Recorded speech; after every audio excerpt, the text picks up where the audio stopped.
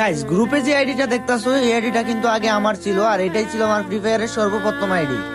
তো গাইস আমার আইডির কথা অনেক মনে পড়তেছিল, তারপর আমি রিকোয়েস্ট পাঠাই এন্ড ভাই আমার ফ্রেন্ড রিকোয়েস্ট অ্যাকসেপ্ট করে। সাকিব ভাই, আমি কিন্তু জানি এটা আপনার ফার্স্ট আইডি, আর আমি কিন্তু আপনার একজন সাবস্ক্রাইবার, সেই কারণে আমি আপনাকে একটা অফার দিব। তুমি অফার দিবা? কি অফার ভাই? ভাই আমি আপনার ভিডিও দেখি, আপনি তো কালেকশন ভার্সেস এর কিং। তো আজকে যদি আপনি আমাকে কালেকশন ভার্সেস করে হারাইতে পারেন, তাহলে আপনার শখের আইডিটা আমি আপনাকে গিফট করে দিব।